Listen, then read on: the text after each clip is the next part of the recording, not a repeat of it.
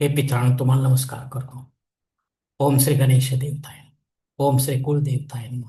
ओम श्री गुरुदेवताय नमः. ओम सर्वश्री इष्टदेवताय नमः. शिवशरणात मित्रांनो, मी कडप्पा परत एकदा आपल्या समोर हजर आहे. माझ्या धर्मकरम चॅनलमध्ये आपले सहर्ष स्वागत आहे. मित्रांनो, पंचांगाचे आता आपल्या समोर सादर करीत आहे.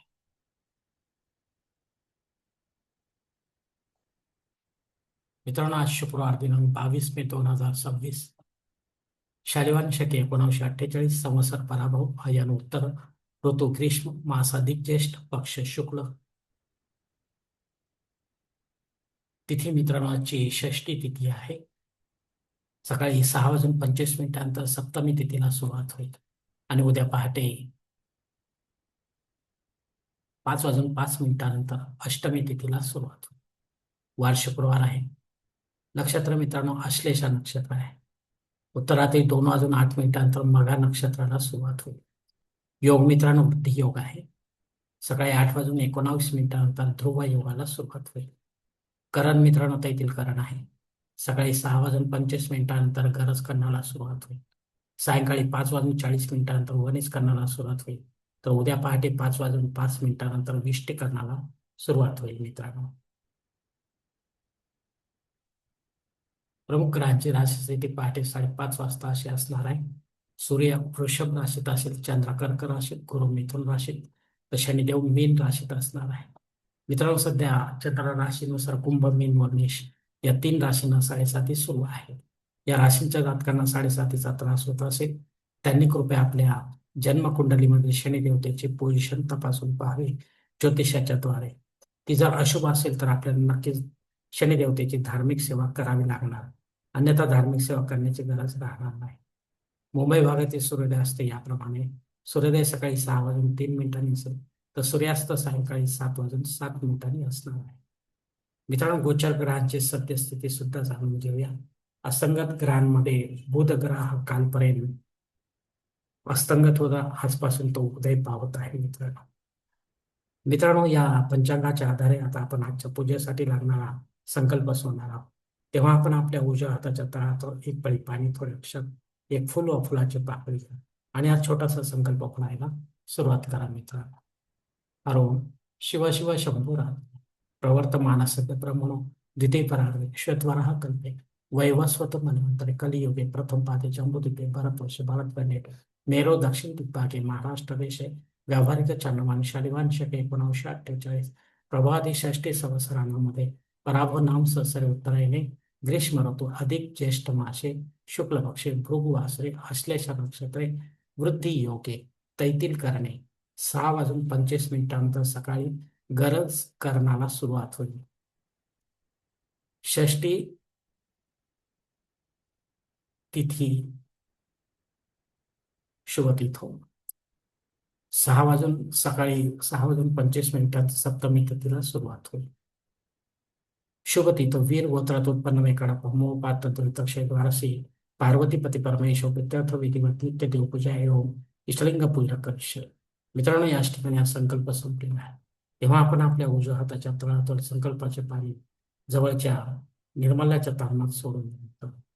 मित्रांनो, या संकल्पाची वेळ मर्यादा सकाळी 8 वाजून 19 मिनिटांपर्यंत असणार आहे. पहिली वेळ 6 वाजून 25 मिनिटांपर्यंत आणि दुसरी 8 वाजून 19 मिनिटांपर्यंत आहे.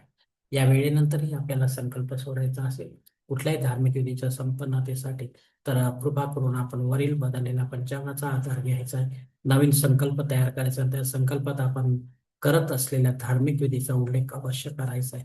तेव्हाच आपली धार्मिक सेवा संबंधित देवतांपर्यंत पोहोचेल आणि त्यांचे आशीर्वाद आपल्यापर्यंत पोहोचतील. आपले जीवन अधिक सुखमय बनेल.